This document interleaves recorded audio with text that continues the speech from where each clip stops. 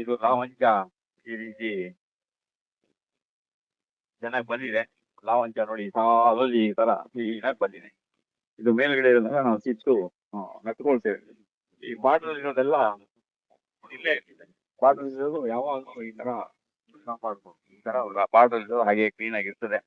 ಅದೊಂದು ಮಳೆ ಬಿದ್ದಾಗಂತೂ ನಿಮ್ಗೆ ಅದ್ಭುತವಾಗಿ ಕಾಣಿಸ್ತದೆ. ಇಲ್ಲಿ ಎಕ್ಸ್ಟ್ರಾ ಇಟ್ಕೊಂಡಿರೋದಲ್ಲ ನಾವು ಅದನ್ನ ಕಿತ್ತು ಎಲ್ಲಿಗೆ ಬೇಕಲ್ಲಿಗೆ ನಾಟಿ ಮಾಡ್ಕೊಳ್ತೇವೆ. ಇಲ್ಲೆಲ್ಲ ನಮಗೆ ಬಾರ್ಡರ್ ಎಲ್ಲ ಬರ್ತದೆ. ಈಗ ನೆಟ್ಟು ಕಟ್ಟೆಗೆ ಶುರು ಮಾಡ್ತೇವೆ. ಔಟ್ಸೈಡ್ ನಾವು ಇಲ್ಲಿ ಇನ್ನೂ ನೆಟ್ಟು ಕಟ್ಟಿಲ್ಲ. ಆಮೇಲೆ ಜೆಟ್ಟೋಪ ಗಿಡ್ಸಿದೆ ಲೈನು ಇಲ್ಲಿ ಇವಾಗ ಸ್ಟಾರ್ಟ್ ಮಾಡ್ತೇವೆ. ಬೇವಿನ ಗಿಡ ಎಲ್ಲ ಇದೆ. ಬೇವಿನ ಗಿಡದಲ್ಲಿ ಬೇವಿನ ಎಲೆನ ಚೆನ್ನಾಗಿ ಅಗದು ದಿನ ಹಲ್ಲುಜ್ಜಕ್ಕೆ ಪ್ರಯತ್ನ ಪಡಿ. ಇದೆಲ್ಲ ಉಗನಿ ಹಂಬು ನೋಡಿ. ಉಗನಿ ಹಂಬು ನಮ್ಮ ಗುಂಡ ಡ್ಯಾಮಲ್ಲಿ ಬೇಕಾದಷ್ಟಿದೆ. ಉಗನಿ ಹಂಬು ಬರ್ತಾನೆ ಇದೆ. ಇದು ಮುಂದೆ ಇದೆಲ್ಲ ನಾವು ಡ್ರಮ್ಗೆಲ್ಲ ಕೊಳೆ ಹಾಕಿ ಶುರು ಮಾಡಿದೀವಿ. ಕೊಳೆ ಹಾಕಿ ಶುರು ಮಾಡಿ ಅದನ್ನೆಲ್ಲ ನಾವು ಬೇರೆ ಬೇರೆ ಬೆಳೆಗಳಿಗೆ ಅದನ್ನ ಬಳಸ್ಕೊಳ್ತೇವೆ. ಹೀಗೆ ನಾವು ಈ ಕೆರೆಯ ಒಂದು ರೌಂಡ್ ಈಗ ಬಂದಿದ್ದೀವಿ. ಹಾಗೆ ಇಲ್ಲಿ ಇದ್ರದ್ದು ಶೇಡ್ಗೆ ನಲ್ಲಿಗಿರ್ಲಿ ಅಂದ್ಬಿಟ್ಟು ಇವಾಗ ಇದನ್ನ ಜಿಎ ಪೈಪ್ ಹಾಕ್ಬಿಟ್ಟು ಮೇಲ್ಗಡೆ ಇಲ್ಲಿ ಶೆಡ್ ಅನ್ನ ಕಟ್ತಾ ಇದೀವಿ. ಇದ್ರದ್ದೇನು ಇನ್ನೇನು ಕೆಲಸ ಇದು ಮುಗಿಯುತ್ತೆ. ಇದು ಮುಗಿದಾದ್ಮೇಲೆ ಡ್ರಮ್ ಎಲ್ಲ ಇಲ್ಲಿ ಇಟ್ಕೊಳ್ಬೋದು. ಜೀವಾಮೃತ ಗೋಕುಪಾಮೃತವನ್ನೆಲ್ಲ ಇಲ್ಲಿ ಇಟ್ಕೊಳಕ್ಕೆ ಜಾಗ ಇರುತ್ತೆ. ಮೇಲ್ಗಡೆಯಿಂದ ಅದು ಬಿಸಿಲು ಬೀಳೋದಿಲ್ಲ, ಎಲ್ಲ ಹಾಗಾಗಿ ಇರ್ತದೆ. ಇದು ಕೆಲಸ ಪೂರ್ತಿ ಆದ್ಮೇಲೆ ಒಂದ್ಸಲ ನಿಮ್ಗೆ ನಾನು ವಿಡಿಯೋ ಮಾಡಿ ತೋರಿಸ್ತೀನಿ. ಈ ರೀತಿ ನಾವು ಇಲ್ಲಿ ಗ್ರೀಸಿಡೆಯನ್ನು ನಟ್ಟ ಮೇಲೆ ಚೆನ್ನಾಗಿ ನೀರು ಕೊಡ್ಬೇಕು ಇಲ್ಲಿ. ಅವಾಗ ಚೆನ್ನಾಗಿ ನೀರು ಕೊಟ್ಟಾಗ ಒಂದು 3 ದಿನ 4 ದಿನ ನೀರು ಕೊಟ್ಟಾಗ ಸಾಕು. ಚೆನ್ನಾಗಿ ಉಂಟಿದೆ ನೋಡಿ. ಚೆನ್ನಾಗಿ ಉಂಟಾಗ ಅದು ಒಂದು ಗಿಡನೂ ಡ್ಯಾಮೇಜ್ ಆಗೋದಿಲ್ಲ. ಆಮೇಲೆ ಅಲ್ಲೆಲ್ಲ ನೆಟ್ಟಿಗೆ ನಿಂತ್ಕೊಳ್ತೇವೆ. ಒಂಥರ ಈ ಗ್ಲಿಸಿಡಿಯಾ ಗಿಡ ಅನ್ನೋದು ಒಂದು ತಬ್ಲಿ ಗಿಡ ಇದ್ದಂಗೆ. ಅದೊಂದು ಸಲ ನಿಂತ್ಕೊಂಡ್ಬಿಟ್ಮೇಲೆ ಇನ್ನು ಅದ್ರ ಬುಡವನ್ನ ನೀವು ಅಷ್ಟು ಸುಲಭದಲ್ಲಿ ನಾಶ ಪಡಿಸಕ್ ಸಾಧ್ಯ ಇಲ್ಲ. ಹಳೇ ಹುಣಸೆ ಮರ ನೋಡಿ, ಎಷ್ಟು ವರ್ಷ ಆಗಿರ್ಬೋದು ಅಂದ್ರೆ ಇದಕ್ಕೆ. ಇದು 4 ಜನ 5 ಜನ ಸುತ್ತ ನಿಂತ್ಕೊಂಡು ಕೈಯನ್ನ ತಬ್ಕೊಂಡ್ರು ಅಷ್ಟು ಹಳೇ ಒಂದು ಹುಣಸೆ ಮರ. ಹಳೆ ಹುಣಸೆ ಮರಗಳು ಬೇರೆ ಬೇರೆದಕ್ಕೆ ಕೆಲಸಕ್ಕೆ ಬಹಳ ಯೂಸ್ ಆಗ್ತದೆ. ಅದು ಆಯುರ್ವೇದದಲ್ಲಿ ಅದಕ್ಕೆಲ್ಲ ಒಂದೊಂದು ಹೇಳ್ತಾರೆ. ತುಂಬಾ ಚೆನ್ನಾಗಿ ಬಂದಿದೆ ಹುಣಸೆ ಮರನು. ಬಹಳ ಹಳೇ ಕಾಲದ ಹುಣಸೆ ಮರ. ಇಲ್ಲೆಲ್ಲ ಕರೆಂಟ್ ಕಂಬ ಬಂದಿರೋದ್ರಿಂದ ಇಲ್ಲೆಲ್ಲ ನಮ್ಮ ಎಸ್ ಬರೋದಿಲ್ಲ.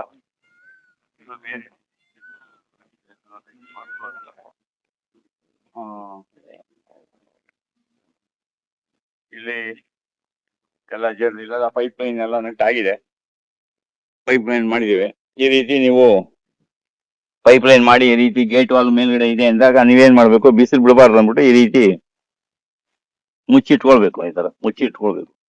ಆಗ ಗೇಟ್ ವಾಲ್ ಏನಾದ್ರೆ ಜಾಸ್ತಿ ಇದು ಬಿದ್ದು ಬಿಸಿಲು ಬೀಳೋದಿಲ್ಲ.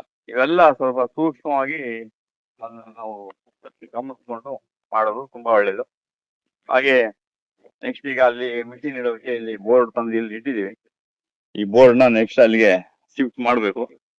ಆಟೋ ಹೋಗೋದಿಲ್ಲ ಅಂದ್ಬಿಟ್ಟು ಅವನು ಇಲ್ಲೇ ಬಿಟ್ಬಿಟ್ಟು ಹೋಗ್ಬಿಟ್ಟ. ಇದಕ್ಕೆ ಕೆಲವರೆಲ್ಲ ಗಾಡಿಯವರು ಬಾಡಿಗೆ ಓಡಿಸುವಾಗ ಹಾಗೇನೆ ಅವ್ರು ಮಾತಾಡೋದೇ ಒಂದು, ಆಮೇಲೆ ಚೂರು ವ್ಯತ್ಯಾಸ ಆದ್ರೆ ಅವ್ರು ಬರೋದಿಲ್ಲ.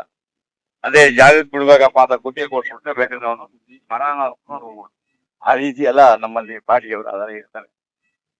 ಹೀಗೆ ಇದು ರಸ್ತೆಯ ಕೆಲಸ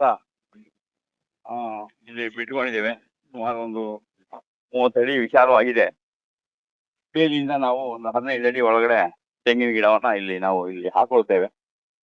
ಇದೆಲ್ಲ ಯಾಕೆ ನಾವು ಬಾರ್ಡರ್ ನಲ್ಲಿ ಹೈಟ್ ಮಾಡ್ಕೊಂತೀವಿ ಅಂತ ಹೇಳಿದ್ರೆ, ಒಂದು ನಮ್ಮಲ್ಲಿ ಬಂದಿದ್ದ ನೀರು ನಮ್ಮಲ್ಲೇ ಹೆಂಗ್ಬೇಕು, ಮತ್ತೆ ಪಕ್ಕದಲ್ಲಿ ಬಂದಿದ್ದ ನೀರು ನಮ್ಮ ಜಮೀನಿಗೆ ನುಗ್ಗಬಾರ್ದು. ಆ ಒಂದು ಉದ್ದೇಶದಿಂದ ನಾವು ಈ ರಸ್ತೆಯನ್ನ ಇಲ್ಲಿ ಹೈಟ್ ಮಾಡ್ಕೊಂಡು ನಾವು ಕೆರೆ ಗೋಡನ್ನೆಲ್ಲ ಇದ್ರ ಮೇಲೆ ಹಾಕುವಾಗ ನಾವು ಇದನ್ನೆಲ್ಲ ಇಲ್ಲಿ ಉಪಯೋಗಿಸ್ಕೊಂಡಿದೀವಿ. ಅದ್ರ ಮೇಲ್ಗಡೆ ಇನ್ನು ನಾವು ಬೇಕಾದ್ರೆ ಇದ್ರ ಮೇಲೆ ನುಜ್ಜುಗಲ್ ಮಣ್ಣು ಹಾಕಿ ಒಳ್ಳೆ ಕಲ್ಲು ಹಾಕಿ ಮುಂದೆ ನಾವೇನಾದ್ರೂ ಇದೊಂದು ಮಾಲೀಕರಿಗೆ ಇಂಟ್ರೆಸ್ಟ್ ಇಲ್ಲ ರೆಸಾರ್ಟ್ ಮಾಡ್ಬೇಕು ಅಂತ, ಮತ್ತೆ ಒಂದು ಪ್ರೇಕ್ಷಣೀಯ ಸ್ಥಳ ಮಾಡ್ಬೇಕು ಅಂತ ಇಂಟ್ರೆಸ್ಟ್ ಇಲ್ಲ. ಅವರು ಬರೀ ಕೃಷಿಯ ಮೇಲೆ ಇರೋದು.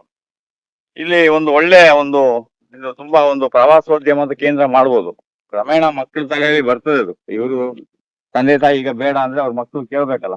ಆಮೇಲೆ ನೋಡಿ ಒಂದು ಒಳ್ಳೆಯ ಬೆಟ್ಟದ ವ್ಯೂ, ಒಳ್ಳೆ ಇಲ್ಲೆಲ್ಲ ಒಂದು ಒಳ್ಳೆ ಜಾಗವನ್ನ ಶಾಲೆ ಮಾಡ್ಬೋದು, ಒಂದು ಕಾಲೇಜ್ ಮಾಡ್ಬೋದು, ಬೇರೆ ಏನಾದ್ರೂ ಒಂದನ್ನ ಇಲ್ಲಿ ಉಪಯೋಗಿಸ್ಕೊಂಡ್ರೆ ಇದೊಂದು ಅದ್ಭುತವಾದ ಒಂದು ಜಾಗ ಆಗುತ್ತೆ. ನೋಡುವ ಕ್ರಮೇಣ ನಿಮ್ಗೆ ಇದು ಫಾಲೋಅಪ್ ಅನ್ನು ನಾನು ನಿಮ್ಗೆ ತೋರಿಸ್ತಾ ಇದ್ದೀನಿ. ಇದೆಲ್ಲ ಲೊಕ್ಕಿ ಸೊಪ್ಪು ಅಂತ ಹೇಳ್ತಾರೆ. ಈ ಲೊಕ್ಕಿ ಗಿಡದ ಸೊಪ್ಪು ಬಾರಿ ಒಳ್ಳೇದು. ಇದೆಲ್ಲ ನೀವು ನಿಮ್ಮ ಕಡೆ ಇದೆಲ್ಲ ತುಂಬಾ ಕಡೆ ಈ ಮಂಗಳೂರು, ಉಡುಪಿ, ಕೊಡಗು ಈ ಕಡೆ ಎಲ್ಲ ಇದು ಬಹಳ ಚೆನ್ನಾಗಿ ಆ ಇದಂತ ಗಿಡ ಇದು. ಇದು ಲೊಕ್ಕಿ ಸೊಪ್ಪು ಅಂತ ಹೇಳ್ತಾರೆ ಇದನ್ನ. ಇದು ಬಹಳ ಒಂದು ಅದ್ಭುತವಾದ ಒಂದು ಸೊಪ್ಪಿದು. ಇದು ನಿಮ್ಮ ಭೂಮಿಯಲ್ಲಿ ಬೇಲಿಗಳಲ್ಲಿ ಹಾಕೊಂಡ್ರೆ ಇದಕ್ಕೆ ಒಂದ್ಸಲ ನೆಟ್ಟು ನಿಂತ್ಕೊಂಡ್ರೆ ಸಾಕು. ಇದು ಬೇಲಿಗಳ ತರಾನು ಮಾಡ್ಬೋದು, ಮತ್ತೆ ಯಥೇಚ್ಛ ನಿಮ್ಗೆ ಮಲ್ಚಿಂಗ್ಗೆ ಸೊಪ್ಪು ಆಗ್ತದೆ. ಮತ್ತೆ ಈ ಸೊಪ್ಪಿನ ಇನ್ನೊಂದು ಒಂದು ವಿಶೇಷ, ಅನೇಕ ವಿಶೇಷಗಳಿದೆ ಇದರಲ್ಲಿ. ಒಂದು ವಿಶೇಷ ಏನಪ್ಪಾ ಅಂತ ಹೇಳಿದ್ರೆ, ಮನೆಯಲ್ಲೆಲ್ಲ ಕೆಲವರು ಕೋಳಿ ಸಾಕ್ತಾ ಇದ್ರು ಮೊದಲು. ನಮ್ಮ ಹಳ್ಳಿ ಕೆಳಗಡೆ ಎಲ್ಲ ಕೋಳಿ ಸಾಕ್ತಾ ಇದ್ರು. ಆ ಕೋಳಿ ಸಾಕಿದಾಗ ಈಗಲೂ ಅಷ್ಟೇ ಕೋಳಿ ಮನೆಗಳಲ್ಲಿ ಹೇನ್ ಆಗ್ಬಿಡ್ತದೆ. ಕೋಳಿ ಹೇನು ಅಂತ ಹೇಳ್ತಾರೆ. ಅದು ಕೆಲವರಿಗೆ ಅನುಭವ ಇದೆಯೇನೋ ಗೊತ್ತಿಲ್ಲ. ಮೈ ಮೇಲೆಲ್ಲ ಹರಿದ ಹರಿದಂಗೆ ಆಗ್ತದೆ, ಆದ್ರೆ ಕೈ ಹಾಕಿದ್ರೆ ಸಿಕ್ಕೋದಿಲ್ಲ. ಅದು ಅಷ್ಟು ಸೂಕ್ಷ್ಮವಾಗಿರ್ತದೆ. ಆ ಆ ಕೋಳಿ ಏನನ್ನ ಕಂಟ್ರೋಲ್ ಮಾಡಕ್ಕೆ ನಾವು ಇದನ್ನ ತಗೊಂಡು ಬಂದು ಆ ಮನೇಲಿ ಇಟ್ಕೊಳ್ಳೋದು. ಇದನ್ನ ಬೆಂಕಿಗೆ ಹಾಕಿ ಧೂಪ ಹಾಕಿದ್ರೆ ಅದು ತುಂಬಾ ಒಳ್ಳೇದಂತ. ಮತ್ತೆ ಬಾಣಂತಿಯರಿಗೆ ಸ್ನಾನ ಮಾಡಿ ಬಂದ ಮೇಲೆ ಈ ಲೊಕ್ಕಿ ಸೊಪ್ಪನ್ನ ಬೆಂಕಿ ಕೆಂಡದ ಮೇಲೆ ಹಾಕಿ ಒಣಗಿಸಿ ಇಟ್ಕೊಳ್ತಾರೆ. ಬೆಂಕಿ ಕೆಂಡದ ಮೇಲೆ ಹಾಕಿ ಅದ್ರ ಹೊಗೆ ಬಂದಾಗ ಅದನ್ನ ಕೊಡ್ತಾರೆ. ಏನು ಸನ್ನಿ ಆಗೋದಿಲ್ಲ, ಮತ್ತೆ ಏನು ಆರೋಗ್ಯದಲ್ಲಿ ಸಮಸ್ಯೆ ಬರೋದಿಲ್ಲ ಅಂತ ಹೇಳ್ಬಿಟ್ಟು ಮಮ್ಮಿ ಹೇಳ್ತಾ ಇದ್ರು. ನನಗೆ ಅದಷ್ಟು ಗೊತ್ತಿಲ್ಲ. ಒಟ್ನಲ್ಲಿ ಇದನ್ನ ಅಲ್ಲಿ ಬಳಸ್ತಾರೆ. ಆಮೇಲೆ ಎರಡನೇದು, ಯಾರಿಗಾದ್ರೂ ಸೊಂಟ ನೋವಿದ್ರೆ ಇದ್ರ ಎಲೆಯನ್ನ ನಿಮ್ಗೆ ಯಾವ್ದು ನಿಮ್ಮಲ್ಲಿ ಲೋಕಲ್ ಸಿಗ್ತದ ಎಣ್ಣೆಯಲ್ಲಿ ಕುದಿಸಿ ಇಟ್ಕೊಂಡು ಆ ಎಣ್ಣೆಯನ್ನ ಮೈಗೆಲ್ಲ ಮಸಾಜ್ ಮಾಡ್ಕೊಂಡು, ನೋವು ಬಾಡಿ ಪೇನ್ ಇರೋರಿಗೆ, ಆಮೇಲೆ ಬ್ಯಾಕ್ ಪೇನ್ ಇರೋರಿಗೆ ಇದ್ರದ್ದು ಆಯಿಲು ಇದನ್ನೇನ್ ಮಾಡ್ಬೇಕು, ಒಂದು ಅರ್ಧ ಲೀಟ್ರು ನೀರಿಗೆ ಅಲ್ಲ ಎಣ್ಣೆಗೆ ಒಂದು ಸ್ವಲ್ಪ ಸೊಪ್ಪನ್ನ ಹಾಕಿ ಚೆನ್ನಾಗಿ ಕುದಿಸಿ ಅದನ್ನ ಸೋಸಿ ಇಟ್ಕೊಂಡ್ರೆ ಆ ಎಣ್ಣೆಯನ್ನ ಮೈಗೆಲ್ಲ ಹಚ್ಕೊಂಡ್ರೆ ಮೈ ಕೈ ನೋವು ಹೋಗ್ತದೆ ಅಂತ ಹೇಳ್ತಾರೆ. ಆಮೇಲೆ ಇನ್ನು ಬೇರೆ ಬೇರೆ ತರದಲ್ಲಿ ಇದು ಲೊಕ್ಕಿ ಸೊಪ್ಪನ್ನ ನಾವು ಔಷಧಿಯಲ್ಲಿ ರೂಪದಲ್ಲಿ ಇದನ್ನ ಬಳಸ್ಬೋದು. ಮತ್ತೆ ಇದನ್ನ ಕಡ್ಡಿನ ಒಂದ್ಸಲ ಮುಂಗಾರಲ್ಲಿ ನಟ್ಟಿ ಇಟ್ಕೊಂಡ್ಬಿಟ್ರೆ ಅದು ನಿಮ್ಗೆ ಅದ್ಭುತವಾಗಿ ಅದು ಭೂಮಿಯಲ್ಲಿ ನಿಂತ್ಕೊಂಡ್ರೆ ಚೆನ್ನಾಗಿ ಬರ್ತದೆ. ಆಮೇಲೆ ನಿಮ್ಮ ಭೂಮಿಗೂ ಒಂದು ಮಲ್ಚಿಂಗ್ ಮಾಡಕ್ಕೆ ಮತ್ತೆ ಗೊಬ್ಬರಕ್ಕೆ ಒಂದು ಒಳ್ಳೆಯ ಗಿಡ ಇದು. ಇದು ಕೂಡ ಚೆನ್ನಾಗಿ ಕೆಲಸ ಮಾಡ್ತದೆ. ಹಾಗೆ ಇಲ್ಲೊಂದು ಇಲ್ಲೊಂದು ಇಟ್ಕೊಂಡಿದೀವಿ. ಯಾಕೆಂದ್ರೆ ಇನ್ನೇನಾದ್ರು ಇಲ್ಲಿ ನಮ್ಗೆ ನೀರ್ ಗೀರ್ ಏನಾದ್ರು ಬೇಕು, ಅಕಸ್ಮಾತ್ ನಾಳೆಗೆ ಏನಾದ್ರು ನಮ್ಗೆ ಇಲ್ಲೊಂದು ಸೈಡ್ ಅಲ್ಲಿ ಎಕ್ಸ್ಟ್ರಾ ಒಂದು ಲೈನ್ ಬೇಕು ಅಂದಾಗ ನಾವು ಈಗ ಸದ್ಯಕ್ಕೆ ರೋಡ್ ಮೇಲೆ ಹಿಂಗ್ ತಗೊಂಡಿದೀವಿ. ಇದನ್ನ ಬೇಕಾದ್ರೆ ನೆಲದಿಂದ ಅಂಡರ್ಗ್ರೌಂಡ್ ಅಲ್ಲೂ ತಗೊಳ್ಬೋದು. ಎಮರ್ಜೆನ್ಸಿಗೆ ಇರ್ಲಿ ಅಂದ್ಬಿಟ್ಟು ಒಂದು ಗೇಟ್ ವಾಲ್ನ ಇಲ್ಲಿ ನಾವು ಇಲ್ಲಿ ಹಾಕೊಂಡಿದೀವಿ. ಬೇವಿನ ಗಿಡಗಳನ್ನ ನಾವಿಲ್ಲಿ ಹಾಗೆ ಇಟ್ಕೊಂಡಿದೀವಿ. ಅಲ್ಲಿ ಪೈಪ್ ಲೈನ್ ಎಲ್ಲ ಬಂದಿದೆ. ಆ ಪೈಪ್ ಲೈನ್ ಬಂದಿರೋದ್ರಲ್ಲಿ ನಾವೀಗ ಪೈಪ್ ಲೈನ್ ನ ಒಂದು ಲೈನ್ ನ ಈ ತರ ಅಂಡರ್ಗ್ರೌಂಡ್ ಅಲ್ಲಿ ಈ ತರ ಹಿಂಗ್ ತಗೊಂಡಿದೀವಿ. ಈ ಕಡೆ ಕನೆಕ್ಷನ್ ತಗೊಂಡಿದೀವಿ. ಇನ್ನೊಂದು ಲೈನ್ ಆ ಕಡೆಗೆ ಔಟ್ ಸೈಡ್ಗೆ ಅಂತ ಎಕ್ಸ್ಟ್ರಾ ಲೈನ್ ಅಲ್ಲಿ ಆ ತರ ಬಿಟ್ಕೊಂಡಿದೀವಿ. ಇದು ಈ ಲೈನ್ ಈ ಕಡೆ ಹೋಗುತ್ತೆ. ಮುಂದೆಗೆ ನಮ್ಗೆ ಎಕ್ಸ್ಟೆನ್ಷನ್ ಬೇಕು ಅಂದ್ರೆ ನಾವು ಅಲ್ಲೊಂದು ಗೇಟ್ ಹಾಕೊಂಡು ಅದು ಆ ಕಡೆಗೆ ಅದನ್ನ ಬಿಟ್ಕೊಂಡಿದೀವಿ. ಹೀಗೆ ಅಲ್ಲಿ ಇಲ್ಲಿ ಬಿದ್ದಿದ್ದು ಕಸ ಕಡ್ಡಿ ಕಬ್ಬಣದ ರಾಡಗಳನ್ನ ಆಯ್ದಿಡೋದು ನಮ್ದೊಂದು ಕೆಲ್ಸ. ಈಗ ನೋಡಿ ಇಲ್ಲೆಲ್ಲ ರಾಡ್ಗಳು ಹಗ್ಗಗಳು ಎಲ್ಲ ಇರ್ತವೆ, ಏನ್ ಮಾಡಕ್ ಆಗೋದಿಲ್ಲ. ಜಮೀನ್ ಸುತ್ತಮುತ್ತನೂ ಅಷ್ಟೇ. ಇದೆಲ್ಲ ಇವಾಗ ಜೆಟ್ರೋಪ SPM ಲೈನ್ ಬರುತ್ತೆ. ಬೇವಿನ ಮರನು ಬೇಲಿ ಪಕ್ಕದಲ್ಲಿ ಒಂದೆರಡು ಮರಗಳನ್ನ ಬಿಟ್ಕೊಂಡಿದೀವಿ. ಅದು ಕೂಡ ನಮ್ಮ ಕಷಾಯ ಮಾಡುವಾಗ ಆಮೇಲೆ ಭೂಮಿಗೆ ತುಂಬಾ ಒಳ್ಳೆಯ ಗೊಬ್ಬರವಾಗಿ ನಮಗೆ ಇದಾಗ್ತದೆ. ಮಲ್ಚಿಂಗ್ ಟೈಮ್ನಲ್ಲಿ ಅದನ್ನೆಲ್ಲ ಬಳಸ್ಕೊಳ್ಬೋದು. ಇವತ್ತೆಲ್ಲ ನಾವು ಇವಾಗ ಇಲ್ಲಿ ನೆಟ್ಟನ್ನ ಕಟ್ಟಕ್ಕೆ ಶುರು ಮಾಡ್ತೀವಿ. ಶೇಡ್ ನೆಟ್ಟನ್ನು ಕಟ್ಟೋದ್ರಿಂದ ಸ್ವಲ್ಪ ನಮ್ದು ಜಾಗ ಎಲ್ಲಿದೆ ಎಷ್ಟಿದೆ ಅಂತ ದೂರದಿಂದಾನೇ ನೋಡಿದ್ರೆ ಗೊತ್ತಾಗ್ತದೆ. ಶೇಡ್ ನೆಟ್ಟನ್ನ ನಾವು ಕಟ್ಟಬೇಕು. ಹಾಗೆ ಇದೆಲ್ಲ SPM ಜೆಟ್ರೋಪ ಹಾಕ್ಲಿಕ್ಕೆ ಲೈನ್ ಎಲ್ಲ ಇಲ್ಲಿ ಕ್ಲೀನ್ ಮಾಡ್ಕೊಂಡು ಈ ತರ ಬರ್ತಾ ಇದ್ದೀವಿ. ಇದನ್ನ ಇಲ್ಲಿ ನಾವು ಜಮೀನಿಗೆ ನಾವ್ ಏನ್ ಮಾಡಿದೀವಿ, ಮಣ್ಣು ಹಾಕಿ ಹೈಟ್ ಮಾಡ್ಕೊಂಡಿದೀವಿ. ಯಾಕೆಂದ್ರೆ ಪಕ್ಕದ ಜಮೀನದು ನೀರು ಬಂದ್ರು ಅದೇನ್ ಮಾಡ್ಬೇಕು, ಆ ಕಡೆ ಸೈಡ್ ನಲ್ಲಿ ಹರಿದು ಆ ಕಡೆ ಹೋಗ್ಬಿಡ್ಬೇಕು. ಆ ನೀರು ನಮಗೆ ಈ ಕಡೆಗೆ ಬರಬಾರ್ದು. ಅದಕ್ಕೆ ನಾವು ಈ ರಸ್ತೆಯನ್ನ ಹೈಟ್ ಮಾಡ್ಕೊಂಡು ಒಳ್ಳೆಯ ಒಂದು ರಸ್ತೆಯಾಗಿ ನಾವು ಇಲ್ಲಿ ಕ್ರಿಯೇಟ್ ಮಾಡ್ಬೋದು. ಹಾಗೆ ಇದು ಒಂದು ನಮ್ಮ ಇದ್ರದ್ದು ಲೈನು. ಅದು ಇವಾಗ ನೀರೆಲ್ಲ ಬಿಡ್ಬೇಕು. ಇವಾಗ ನೀರು ಬಿಟ್ಟು ಇವತ್ತು ಟ್ರಯಲ್ ನೋಡಿದಾಗ ಅಲ್ಲಿ ಗೊತ್ತಾಗ್ತದೆ ಇನ್ನು ಏನೇನಾದ್ರು ಸಾಮಾನುಗಳು ಬಿಟ್ಟು ಹೋಗಿದ್ರೆ ಅದನ್ನೆಲ್ಲ ತೆಗೆದು ಒಂದ್ ಕಡೆ ನಾವು ಇಡಬೇಕು. ಹ್ಯಾಂಡಿಕ್ಯಾಪ್ ಚೀಲ ಹೀಗೆ ಎಲ್ಲ ಕೇಳ್ತಿದಲ್ವಾ, ನೀವೇನ್ ಕೆಲಸ ಮಾಡ್ತೀರಾ ಅಂದ್ರೆ ನಮ್ ಕೆಲ್ಸಾನೇ ಇದು. ಕೆಲಸ ಮಾಡುವಾಗ ಅವ್ರು ಬಿಟ್ಟು ಹೋಗಿರುವಂತ ಕೆಲವು ಹತಿಯಾರಗಳನ್ನೆಲ್ಲ ನಾವು ತೆಗೆದಿಡ್ಬೇಕು. ತೆಗೆದಿಡದೆ ಇದ್ರೆ ಏನಾಗ್ತದೆ ಅಂದ್ರೆ ನಾಳೆಗೆ ನಮ್ನೆ ಕೇಳೋರು ಅದಿಲ್ಲ ಅಂತ ಹೇಳ್ತಾರೆ ಅಷ್ಟೇ. ಇದು ಎಲ್ಲಾ ಕೆಲಸಗಾರರಿಗೂ ಅದೊಂದು ಅಭ್ಯಾಸ ಇರ್ತದೆ. ಏನು ಆಗಲ್ಲ, ಅವ್ರೇನ್ ಬೇಕು ಅಂತ ಏನ್ ಮಾಡೋದಿಲ್ಲ, ಕೆಲಸ ಮಾಡ್ತಾ ಇರ್ತಾರೆ. ನಾವು ಪಟ್ಟ ಅಂತ ಒಂದು ಕೆಲಸ ಹೇಳ್ತೀವಿ, ಅದನ್ನ ಬಿಟ್ಬಿಟ್ಟು ಅವ್ರು ನೆಟ್ಟಿಗೆ ಬರ್ತಾರೆ.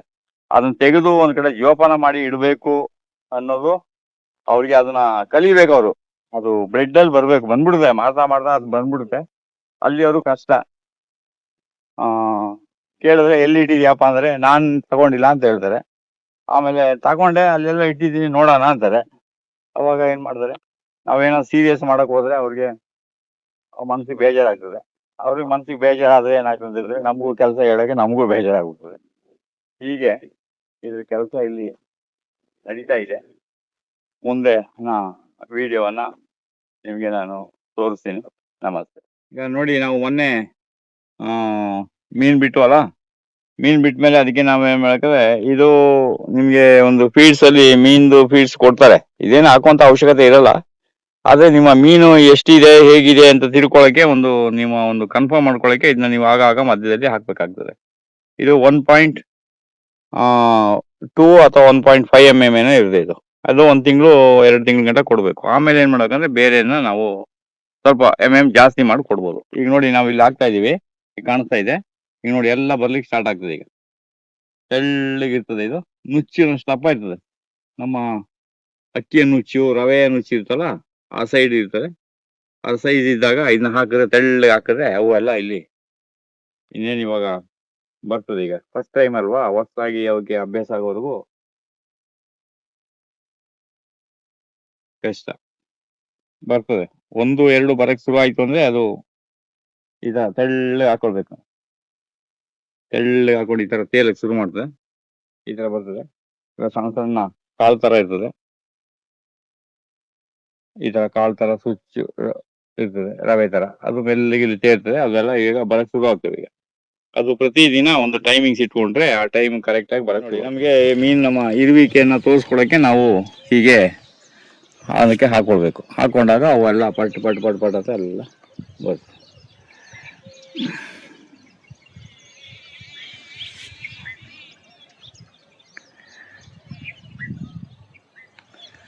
ಕಾಣಿಸುತ್ತಲ್ವಾ? ನೋಡಿ, ಗ್ಯಾಂಗ್ ಗ್ಯಾಂಗ್ ಬಂತು ನೋಡಿ, ಗುಂಪು ಗುಂಪು ಗುಂಪು ಬರ್ತಾ ಇದೆ ಎಲ್ಲ.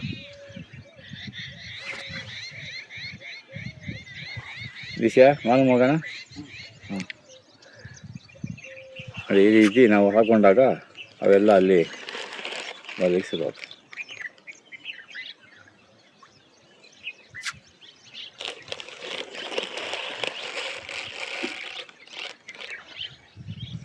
ಎಲ್ಲ ಗುಂಪುಗಳು ಬರ್ತವೆ.